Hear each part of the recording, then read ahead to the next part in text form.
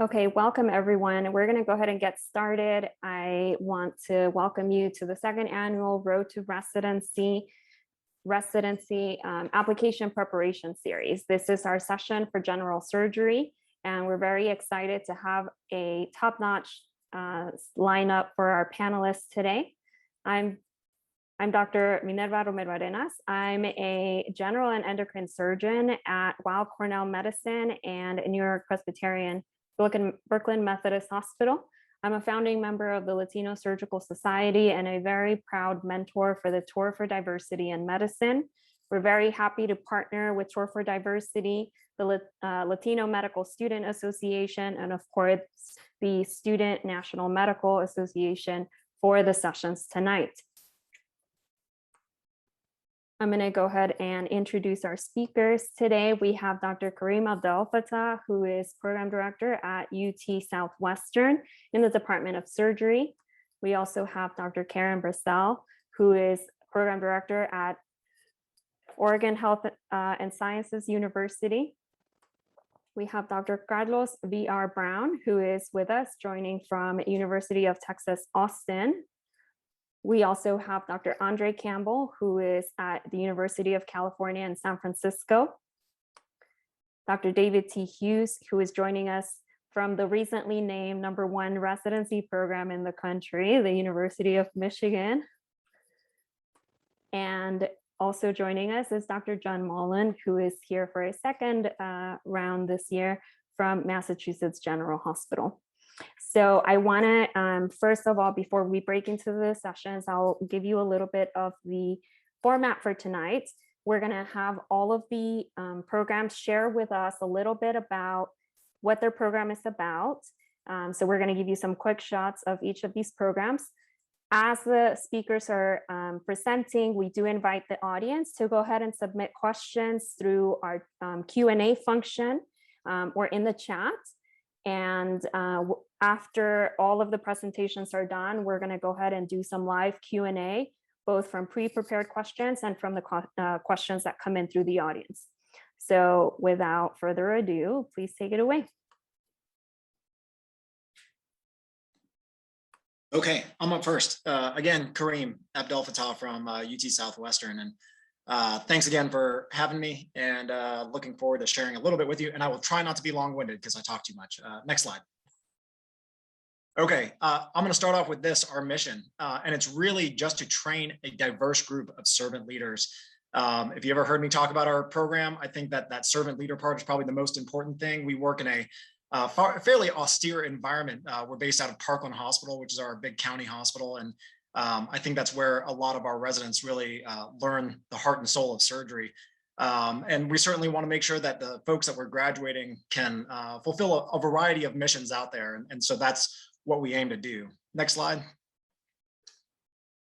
Can't give a talk like this without showing our residents. They're not all on here. I didn't get the new composite until a couple hours ago, so it wasn't updated, but it's a diverse group of residents. They're really great. With all respect to all of my colleagues who are on this call, they're the best residents in the country. If you don't hear that 6 times tonight, I'd be surprised. Next slide. Something about our program that I do like to point out is we very intentionally recruit worldwide. We look at pretty much every application that we get, including international grads. And very intentionally, we are looking for people from around the world who fit the same mission that we're after, who are going to be servant leaders. And so you can kind of see where they're coming from. We're not really just focused on Texans, which is often a concern for folks who are looking at us. Next slide. A little bit about Dallas, for those who are unfamiliar, 9th largest city in the US. It's a very diverse population. Roughly, we are divided about a third into a Hispanic population, Black population, and then white. Very strong economy here. We really weren't affected by a lot of the downturns that happened around the country, which is a really cool thing. And I see my colleague from Austin here, so he's probably going to laugh when I say this, but it's a little bit of a blue city and a red state, but not nearly to the extent that Austin is. So when you're looking at Texas, there's the ranking as far as politics go. Next slide. Well, again, I think a really cool thing about our program, and I think that one of the reasons that we churn out pretty strong residents, graduate strong residents is the variety of practice settings that we rotate you through. So as I mentioned, Parkland Hospital is our county hospital, an austere environment, definitely a population that comes to you with a huge need. And that's where I think a lot of the residents, like I said, really enjoy spending their time. Clemens tends to be that quaternary care university hospital where they're doing really high-end stuff, which is another practice style that is important for you guys to all see. And we rotate you through the North Texas VA, which is gigantic, a freestanding children's medical center, which they're rebuilding as we speak, and then kind of a private-demics environment in our Presbyterian hospital, which is sort of not research-based, but teaching-based and really a community practice. And then, although we've stopped it for COVID reasons, but we're hoping to bring it back, but a rural rotation out in San Angelo, Texas, which is about 6 hours west of where Dallas is. Next slide. That's my team. And in the interest of time, I'm going to skip over introducing any of them, but big education office team, and they're all really just dedicated to making sure that you guys have the support that you need when you're a resident here. Next, thanks. And that's it. That's my contact information for anybody that has questions about us. And I finally finished on time for the first time ever. Thank you so much. Dr. Bressa, I think you're next. So it's interesting. There are so many parallels between our program and UT Southwestern, parallels between Portland, which is Keep Portland Weird actually was copied from Keep Austin Weird. So there are very many parallels with programs represented here. This is our residency. You can see the tram, which in the center, that goes to and from the hill to the river. And although it's a nice place to bring tourists, we use it as a method of transportation between our primary university hospital and our ambulatory care center and our clinics. On the right, you can see a group of our residents. This is a couple years old now, but on ski day, that is our resident wellness day, one of the 2 times per year that our residents can actually get together as a group, that and graduation. Next slide.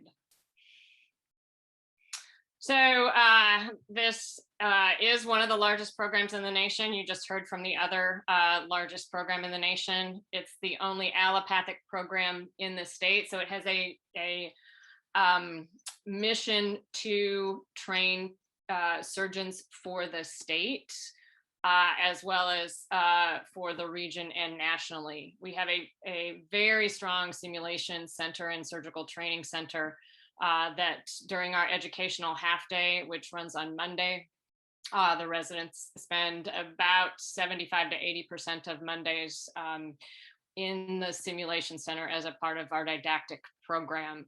We have a departmental DEI council. We have a very active resident council that participates in the ongoing nature of the residency, brings concerns to the education team and vice versa, and an OHSU Center for Diversity and Inclusion. We have a very broad range of clinical experiences. We have 9 different hospitals in which residents rotate. And we have been able to keep both of our rural rotations up and going during COVID. One is a 6-month experience and the other is a 12-month experience. And we have recently reopened our visiting medical student rotation. We use the Visiting Learning Opportunity System to receive applications for visiting rotations. Next slide. We do have a holistic application review process, so we are not score-based. We require 2 letters of recommendation. We're participating in the Supplemental ARIS application. We also have our own supplemental application. We give a prompt about our departmental mission and values and ask you how you will contribute to advancing those mission and values. We are doing virtual interviews and have 7 categorical interview dates between October and mid-December. Next slide. We have the military match. So although we have 13 residents, only 12 are in the main match and take between 8 and 9 preliminary residents every year. We do have an active second look program. It will be virtual again this year and is coordinated by our institution. Next slide. We do have an upcoming virtual diversity open house on September 24th if you're interested in more information, both from program leadership as well as residents. And I think I have only one more slide. And that's my contact information. I would be happy to talk with any of you both tonight as well as after. Thanks much. Thank you so much. Really appreciate your time and that introduction of your program. Dr. Brown, you would be up next. Hi, good evening. Carlos Brown from Dell Medical School, University of Texas at Austin. Bluer than Dallas and weirder than Portland. Really cool place to be. Relatively new residency, started in 2008. A relatively new medical school started in 2016. It's been a really fun transition from a community program to an academic program. I'm going to tell you a little bit about it. Next slide, please. So why train in our program? Clinical experience, high volume and high variety of surgical cases, growing all the time with new hires coming from all over the country. Just this last couple of months, we hired a new trauma, vascular, MIS, transplant, colorectal surgeons. We are intentional about graduated autonomy for the residents, and you have no problem meeting your defined categories and index cases during your 5 years. Education is a very interactive curriculum, not being lectured to, you're being lectured with the surgeons doing the education. A robust surgical skills lab with a high volume of cadaveric experience. Have a distinction program, learning about healthcare transformation, value-based care, which is one of the principles of Dell Medical School. Research obviously is relatively new at our institution. However, we're on a tier 1 campus with UT Austin, a lot of cross collaboration from departments there, a lot of resident specific opportunities with limited fellowship programs currently. There's a huge growing infrastructure and research at Dell Medical School. And we just recently got approved for a research sabbatical to take time off during the residency program to do 1 or 2 years of research to further your academic career. Other things I think that are important to know, we're a small program, 4 categorical residents and 4 preliminary residents. It really allows the opportunity to us to function as a family, a small, tight-knit group of residents and faculty. It also allows you to have an impact on our program, a small program, your voice is heard. We have a monthly meeting. I have a monthly meeting with the residents, and I really value the resident input and how to make the program better. And I strive every week, every month, every year to make the program better and better. Very generous residency budget to include travel to meetings, free parking, free food, and so on. And it's really a robust budget to support the residency programs. And our intent is to develop you to be ready for independent practice and or extremely competitive for fellowship matches. We had quite a good track record, though we've only been around a short time, getting folks matched into highly competitive fellowships. Next slide, please. But I would say the most important reason to train in our program is the people. We've really developed an incredible culture, the camaraderie of the residents, the camaraderie of the faculty, and then the camaraderie of the residents and the faculty. My priority is not only to make you a great surgeon, but also to grow you as a person. We prioritize obviously work, but also work-life balance, family, friends, and make sure we take care of each other all the time. And you'll see when you interview in our program, this really will come across in your discussions with our residents. It's really what I'm most proud of is the people we've brought together to provide the best education we can. Next slide, please. 2 other presenters already mentioned my city in their talk, so you can tell you it's a pretty cool city to live in. If you haven't been to Austin, it's a fantastic place to live. Tons of outdoor activities, water sports, hiking, biking, tons of food, the university, the Capitol, just a fantastic place to live. Like, again, if you've never been here, come visit. Our interviews are going to be virtual, but it's a pretty easy place to get to. Next slide, please. What are we looking for? High quality, diverse residents, diversity in race, ethnicity, gender, geography, background. And all we really want is honest, hardworking residents who can get along with those around you, people we want to work with all day, every day. Next slide, please. With that, thank you all very much for including me. There's my email there if you have any questions along the way, and looking forward to seeing you on the interview trail. Thank you. Wonderful. Thank you so much. I appreciate your time and all of the wonderful information. Dr. Campbell, you're up next. Good evening, good afternoon. My name is Andre Campbell.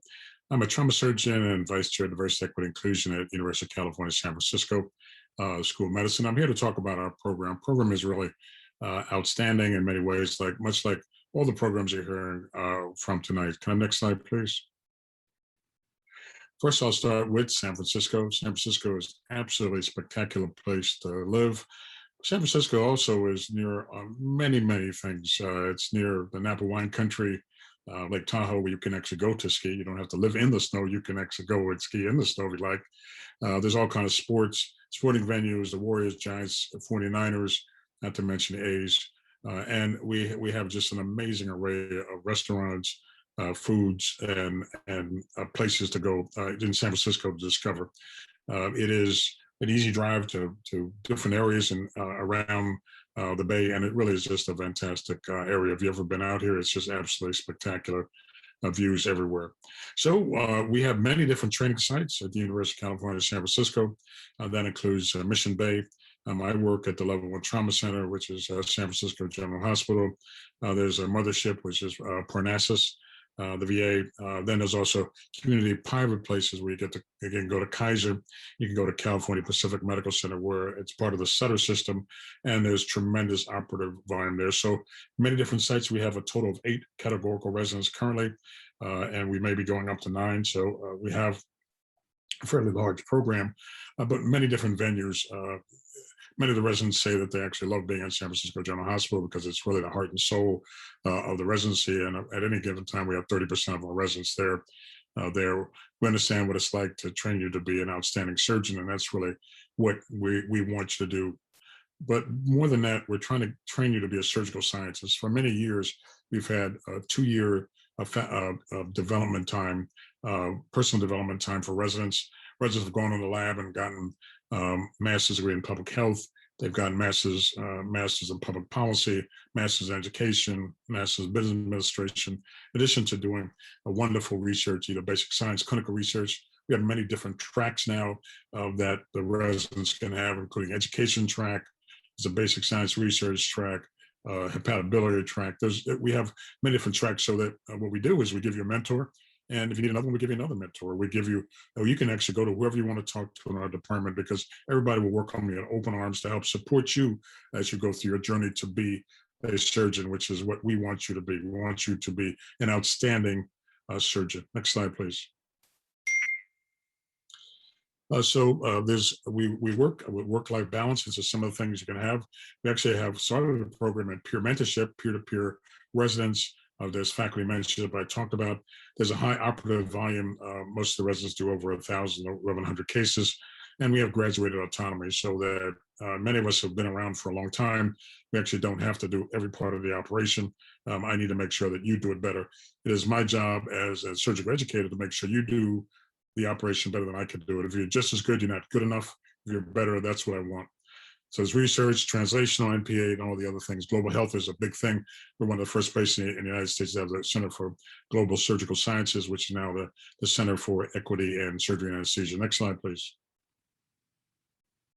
So the basic skills is home video, laparoscopic skills, there's curriculum. We have a very extensive lab that actually a lot of it went home, and you were able to send in videos, and we graded them and helped you to do that. So it's really absolutely outstanding. So we've adapted to COVID times, and now we're back in person, and it's really is outstanding.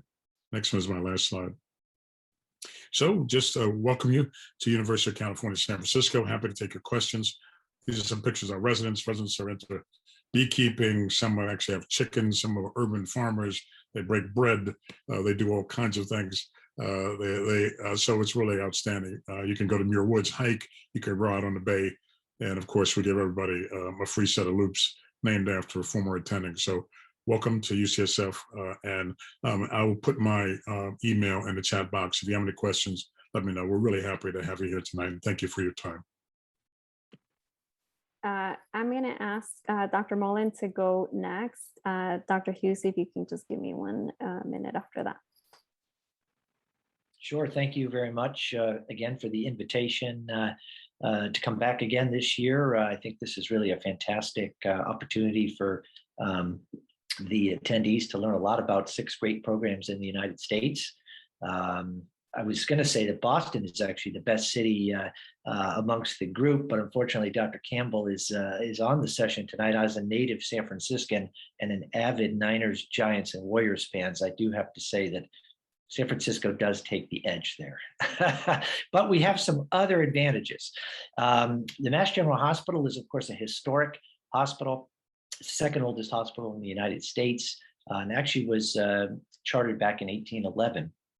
It was the site of the first demonstration of ether anesthesia, and you can see a picture there in the left upper quadrant of the ether dome. We don't use that really for much other than tours, because the acoustics in that dome are pretty awful, but it wasn't that long ago where folks were coming to watch surgery. Today, of course, it's a bustling, busy hospital. It's the largest hospital in Boston, approximately 1,000 beds. And one of the things that is so great, I think, about our hospital is a true general hospital. So we take care of patients who live next door, and we have patients who fly in from all around the world. And we're not truly just a quaternary treatment hospital, whereas many people may think that. We take care of patients through the full life cycle. So we have a neonatal ICU. We have a very busy pediatric surgery unit. We have the busiest trauma center in Boston, the busiest burn center in all of New England. And of course, do complex pancreatic surgery, sarcomas, vascular, cardiothoracic, etc. And it's that really broad exposure from the very basics to the very complicated that I think really makes our program so unique. Furthermore, our residents don't have to rotate at 5 or 10 different hospitals. You'll spend the bulk of your training at Mass General Hospital learning from some of the giants in American surgery. The operative volume is robust and increases every year. The average resident graduates with about 1,100 or 1,200 cases a year. We have amazing leaders. Dr. Keith Lillimo is our current chair, and we're lucky to have 3 former chairs on campus.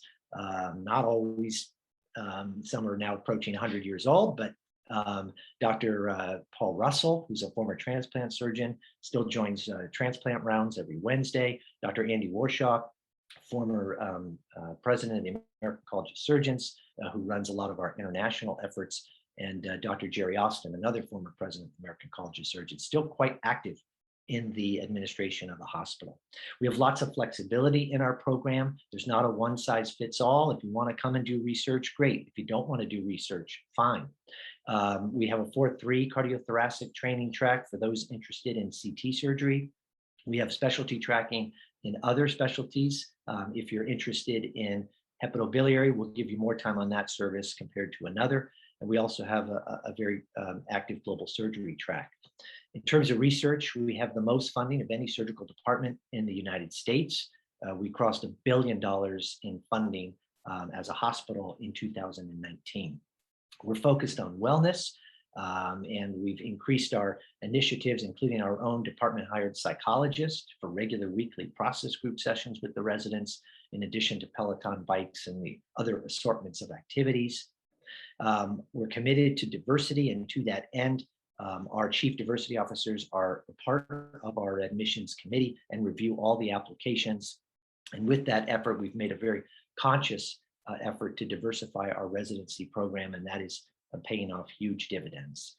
The rankings I don't want to talk about. Michigan somehow leapfrogged us this year, but anyway, we're proud to be in that top group. And lastly, important thing to look at when you're planning where you want to go is where the next step in your career is going to be. And our residents go on to some of the best fellowship matches in the country. Below there is my email. The Twitter and Instagram handles didn't make it here, but it's at MGH Surgery. So please feel free to reach out if you have any questions. Thank you so much. I really appreciate all of the information. I will say you get bonus points for being the most efficient with the presentations. And Dr. Hughes, you'll be up next. Great. Thank you, Saul, so much. Pretty tough act to follow. My name is Dave Hughes. I'm the new program director at the University of Michigan. I've been here for about 10 years, and I really think this is a really great place to work and a great place to train. So University of Michigan has routinely been ranked as one of the best hospital systems in Michigan and one of the best medical centers in the nation each year. I really think this is due to the reputation of our amazing care provided by our residents and faculty here in the Department of Surgery. Our hospital is about 1,000-bed quaternary care center, and it represents all the surgical subspecialties. We have a standalone pediatric, cardiovascular, and university hospital in downtown Ann Arbor, Michigan, and the residents spend the majority of their time at the main campus. Ann Arbor is a medium-sized town. We have about 120,000 people here, and it really is centered around the University of Michigan and its 60,000 students. Ann Arbor is a vibrant and beautiful place to live and has typically been ranked as one of the best places to live in America. So just a little bit about who we are. Our general surgery program is really the highest caliber because of the quality of the residents we recruit to join our program each and every year. We have outstanding surgical faculty who mentor the residents throughout their career, both with clinical training and resident and research training. We have 7 categorical residents per year, and our residents come from a diverse group of past experiences, and they also have very diverse future interests. Our program is a 7-year program. We have 2 years of built-in academic development time, which is between the 3rd and 4th clinical years. Our residents are an integral part of the Michigan hospital system, and resident education is really paramount to our mission as an institution. Taking care of complex patients and providing the highest level of surgical care is really the norm for our residents day in and day out. We really take pride in our our department culture, which is very progressive and open. We focus on topics like supporting those around us and being comfortable talking about wellness and the daily challenges of being a surgeon. Our graduating residents are routinely accepted at some of the top fellowship programs across the country each year. And I really believe our residency program allows our residents to go on and be agents of change for our profession. This is a picture of our intern class this year. Every year at the end of the intern year, the intern class takes a trip up north to northern Michigan. I hope to celebrate the rest of their residency and not the end of their intern year. These are 2 of our chief residents from last year. Jocelyn Vu is currently the colorectal fellow at Cleveland Clinic, and Kyle Sheets is a transplant fellow at UCSF. Our clinical experience in the University of Michigan is really unparalleled. This is John Kuna, who's one of our interns. His second day of residency, he got to go on a transplant procurement. He was obviously pretty excited to fly in the Michigan jet. As a resident here, you'll learn to care for the sickest of the sick, and you'll achieve a level of autonomy at the end of residency that really prepares you for your next step in your career. Residency rotations are almost all at the main hospital, but we do have a VA hospital and a community hospital experience as well. The residents rotate all the surgical specialties, including vascular surgery and transplant surgery, and they have a dedicated critical care rotation as a first and a second year.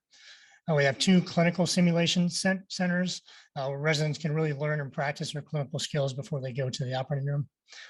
Our residents really finish with a superb clinical and operative experience, really need to be successful in their fellowship and beyond.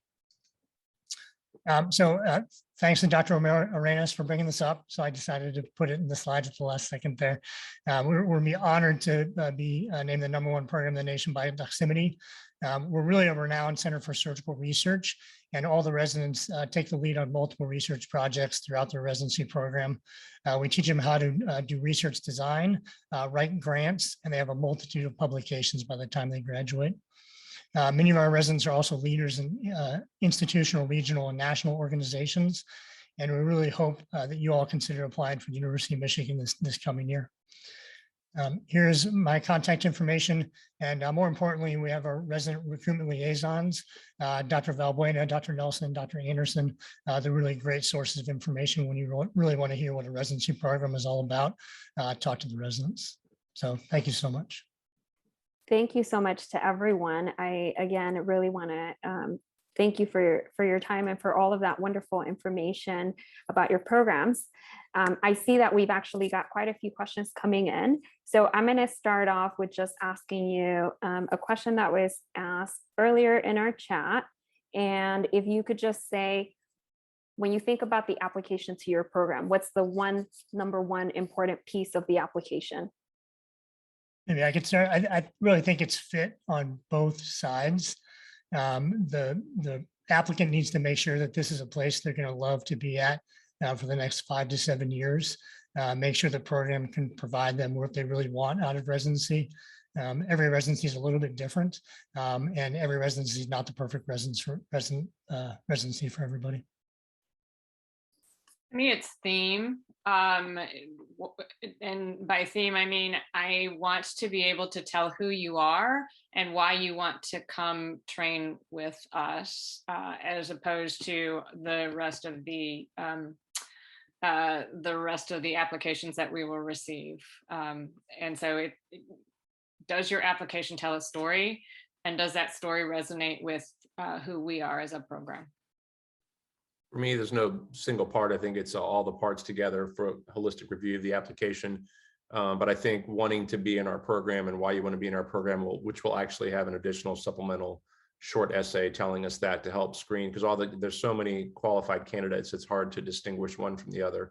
So I think knowing somebody who wants to be here, and also I think other previous life experiences are also very important to maturity, emotional intelligence, and things like that. Looking for uniqueness and fit, as they said. We try to do a holistic review to see exactly who you are and to make sure that you want to come out and train with us. So you'll hear recurrent themes, because you want to make sure you go someplace where you're gonna want to be there and they want you to be there. We're looking for passion, I think, and it doesn't have to be passion for any one thing in particular. I mean, hopefully you're passionate about surgery, but everybody is unique, and we want to see that you are really passionate about a given aspect of surgery. And if you're really passionate about it, you'll be able to make it through the training and hopefully become a future leader in surgery. Yeah, and for us, it's kind of a common theme, but does your mission as an applicant match what we can do for you as a program? I think Dr. Hughes and those who are doing holistic reviews alluded to that. So if I read an application and I just don't think we can do what that person wants, then not much of a point in us taking a look. So again, it's not just one item. Yeah, and I think it's a really important point to drive home to the applicants. This is actually the third webinar in the series, and the first two pieces, the first two sessions actually focus on familiarizing them with the ARIS and the NRMP process. But the second webinar, which is now available online, guys, is actually completely about writing that personal statement and telling your story and making sure all of those pieces match. So make sure that you look to the recorded session online so that you can get some tips on that. There was a question in the chat, and one of the students asked, can osteopathic students be competitive candidates for your program? And what are you looking for in these applicants? Do they have to have steps completed as well as the osteopathic exams? I can start. I think any applicant, whether they come from an allopathic or an osteopathic medical school, is really looked at the same. As long as they have the things that we're looking for in their application, I don't think where they come from is as important as what they bring to the table and to the application. The step scores are becoming, I think, de-emphasized, especially with the move towards a pass-fail exam, which is optional this year, and then pass-fail for sure next year. So I think the overall exam scores tend to be losing some of their importance. I'll chime in. I mean, it's a little bit of a difficult thing for us. DOs, foreign graduates, things like that, and we genuinely look at all those applications. We tend to be less familiar with schools that are osteopathic, and from some of the international schools. Obviously, we have a little bit of a relationship with others. If they're looking for a way to stand out, and I know right now during COVID, this is not the time to suggest this, but in a way rotation or somehow getting some familiarity with that program. For us, if you came from a school, it doesn't have to necessarily be osteopathic, but if you came from a school that we just hadn't recruited from routinely, doing it in a way is probably the best way for us to get to know you and what you are. Just real speak. I mean, I think it is a giant hurdle for some people to overcome. I guess it's so that not everyone has to be repetitive. Would you say that your programs in general consider osteopathic applicants the same way that you consider allopathic applicants? I think it's really the root of the question. And if you can give me a thumbs up or thumbs down. So, I think there's still a lot of myths in medicine, especially when we think about what the application process was like for medical school. So I'm really happy to hear that and to help reinforce that for the applicants. We had a question, actually we had several questions about DEI, and I know that several of you mentioned DEI efforts at your program.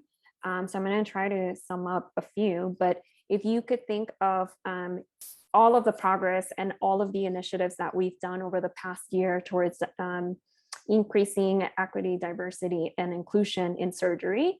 And when you think about your own program, can you give me a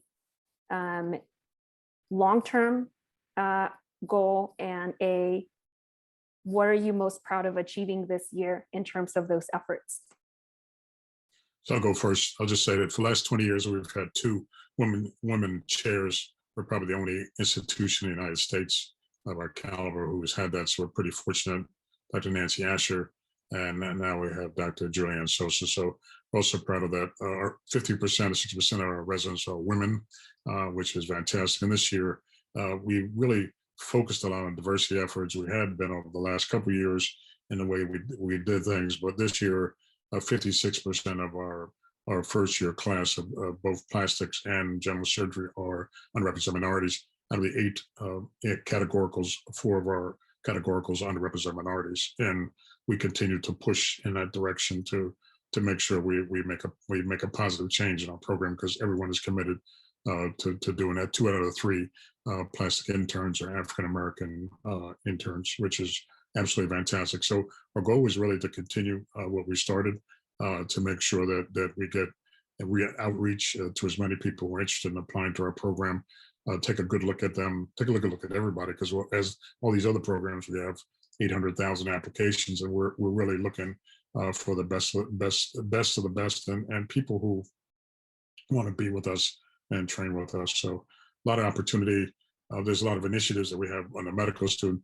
We've been actually teaching diversity to our residents, the medical students. The whole curriculum is being actually redone to that. Likewise, many medical students are ahead of the residents, and we're trying to bring the faculty along next with doing things. So we're working on the faculty, but the residents. I've been involved with multiple teaching. We've also had multicultural rounds, which has been adapted from the University of Michigan and other places, or UAB, and we've been doing that now, and that's been absolutely fantastic, as well as expanding our grand rounds speakers. We've had pediatricians talking about violence. We've had a lot of focus on COVID and its impact disproportionately represent minority patients. So we're really proud of how we've really changed things. We've had a whole session on issues with lesbian women in healthcare. So we've really been quite fortunate in all the wonderful things we've done. We still have a lot to do, though.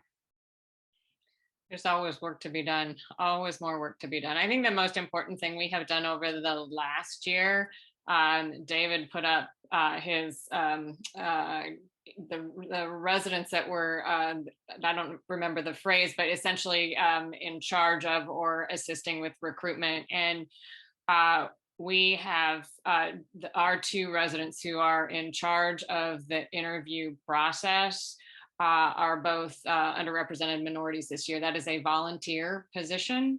And so to me, that says that we have made some strides, and that that the fact that they want to be the ones that are in charge of the recruitment. We have had resident members of our DEI initiatives as a part of our holistic screening process, and residents are a part of that screening process, so that it is not just faculty or just education leadership that is a part of that screening process. I think that's very important. I cannot tell you what it is like to live in Portland as a Black man, as a Black woman, as you name the minority. I think it is very important to have people that can speak to that. And so that I think is what I am the most proud of over the last year and a half. I think for us, the biggest thing that's been most impressive to me is it's come from the top down, the institution. So UT system, DEI is a priority. UT Austin, Dell Medical School, our Department of Surgery, our residency program, and there's representatives from and DEI representatives on every single committee, every single search committee, every single residency program committee. It's been really impressive how much it's been prioritized, especially in a state like Texas, where the history has not been as pleasant as some other places in the country. And so seeing that and getting to live in Austin, obviously a little bit different than the rest of the state, but seeing that being a priority from the top down at our institution makes it a lot easier to emphasize initiatives, emphasize DEI initiatives from the program level. I feel like I have to echo that from the UT system. It is definitely a system-wide initiative. It's definitely a priority. At Southwestern alone, they're not just recruiting for diversity among the faculty, but recruiting for diversity among our leadership, which I think is particularly important. So our dean is an Asian man. Our executive vice president is Mark Neve, a Black man who used to be at the AAMC and highlighted all the issues around Black men not really increasing numbers in matriculants into medical school. Dr. Quinn Capers just joined our faculty as a vice dean for diversity. So I'll echo what Dr. Brown said, and it's really a system-wide issue or commitment that they're making to DEI efforts. And certainly over the last year, that's been ramped up exponentially. When it comes to recruitment, we've really tried to build in diversity as a requirement in our holistic review of applications. We have a residency review committee that's made up of faculty and residents. They're all required to take some diversity training, which includes some implicit bias training to make sure they can recognize their own biases when they're reviewing applications. We made some good progress. We still have a long, long way to go. Yeah, I'll echo what many of the speakers have said. This is a huge priority for our whole system, the Mass General Brigham system. We've always had a pretty healthy number of female residents. We're 56% female and lots of female mother residents, but we've struggled with having a more diverse racial makeup of our residency. But by incorporating diverse residents and faculty on our committee, and reviewing all applications together, combined with implicit bias training and a conscious effort. I'd say what I'm most proud of is we recruited 4 African-American interns to our class, including 3 African-American males.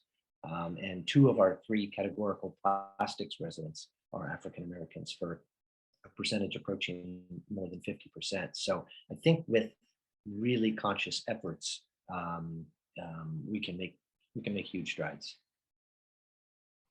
Thank you all for sharing, and I really do want to applaud you. Part of the reason we approach your programs about participating is knowing that there have been very concerted and conscious efforts towards DEI. So thank you for your candor on that. I'm going to shift gears a little bit, and I'm going to ask you a couple of questions along the same lines that we had earlier about osteopathic applicants. Do you also consider international medical graduates for categorical and preliminary positions for your programs? I'm seeing yes from everyone. I'm seeing yes from all of the programs. And I just want to confirm everyone is doing virtual interviews. I know several of you addressed it, but everyone is doing virtual interviews so that it's clear to everyone on the webinar. Okay, and then one of the things that really came up as a sort of fun, joker card from the match this year is the use of the supplemental applications. I heard at least one of you say that you were going to be using those. If you are, if you can just give us a yes or no for, are you using supplemental applications? Okay, so everyone is. Can you just share 30 seconds, share a little bit about how you intend to use that information?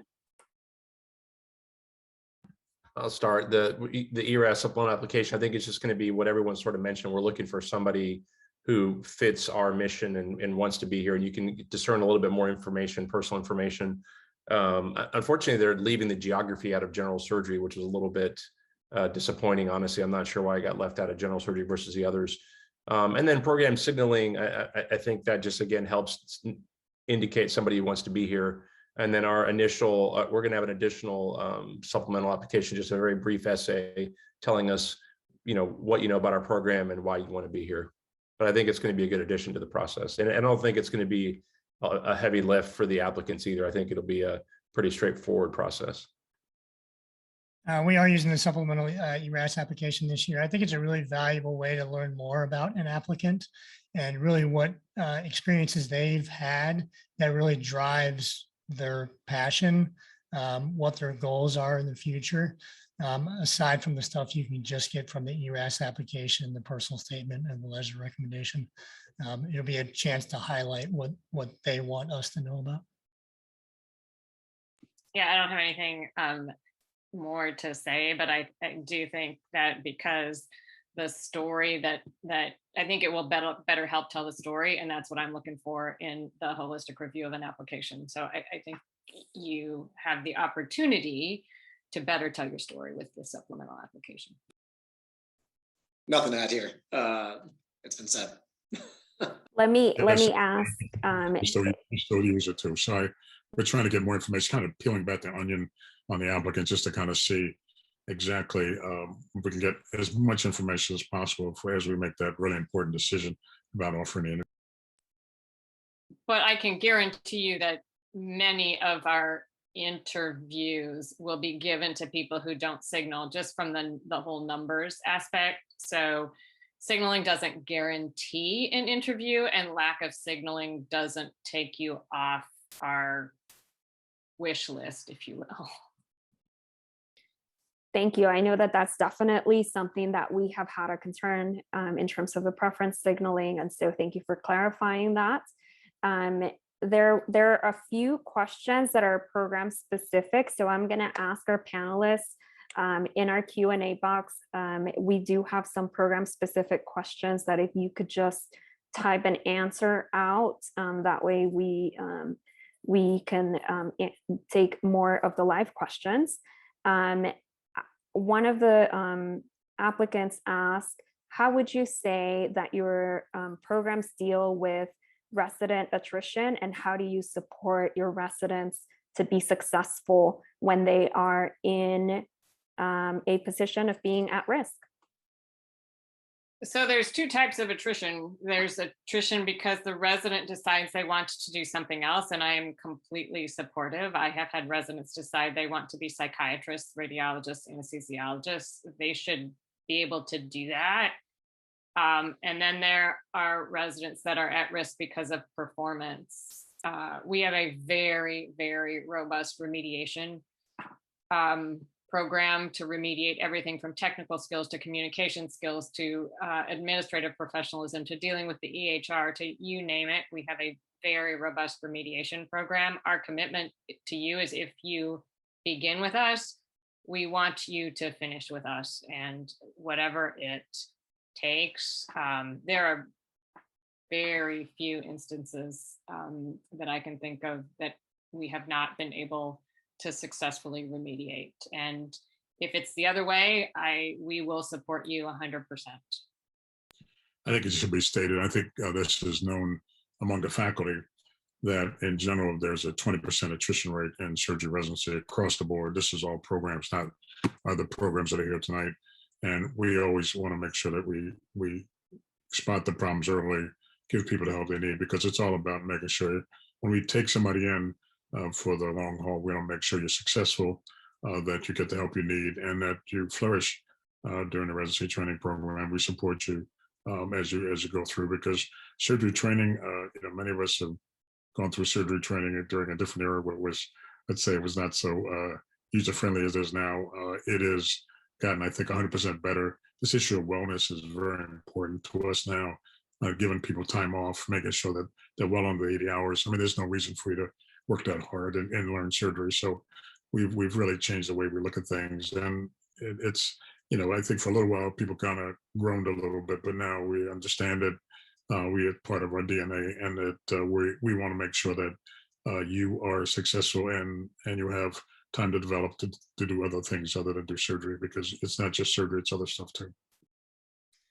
Very similar to Oregon, we have a pretty intense remediation program. So if somebody's falling behind, and we look at the milestones every 6 months, like every program. If somebody's falling behind, we've got folks who are specialists in just about every one of those areas. And it may be as much as weekly meetings with a mentor to kind of brush you up. And we've been successful in getting, I can't remember the last person to lead, probably more than 5 years ago now, but certainly we'll invest that time in anybody who is willing to put the effort forward.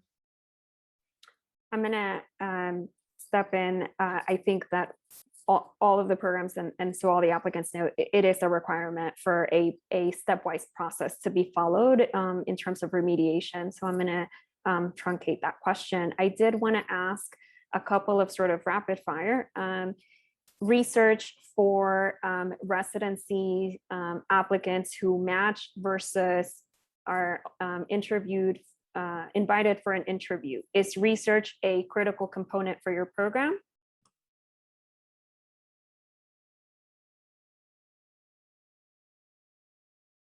Okay, so I see yes for everyone. OHSU, more flexibility with that. IMG applicants, it's an ECFMG certificate, a requirement for applicants who are international medical graduates.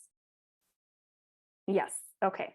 And then when it comes to our preliminary residents, do you have a preference for applicants who are shooting all over starting at residency year 1, or are these applicants that you may consider for available PGY2 positions? Didn't understand the question. Would you prefer that preliminary residents reapply for categorical 1 positions in general? I think that's what I understood of the question in the chat. I assume most programs aren't going to have open PGY2 positions in general as a general rule. So the easiest, the most logical pathway would just be reapply as a categorical 1. Yes. Thank you. I do want to be respectful of everyone's time.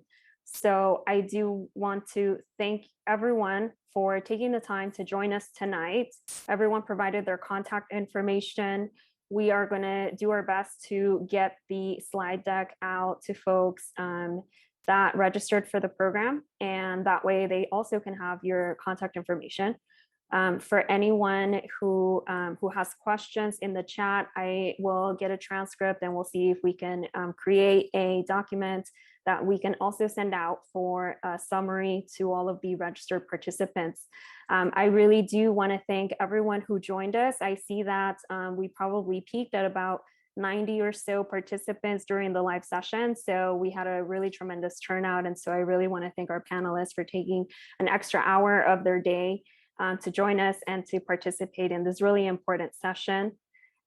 Thanks to everyone. Have a great evening and best of luck in the application season.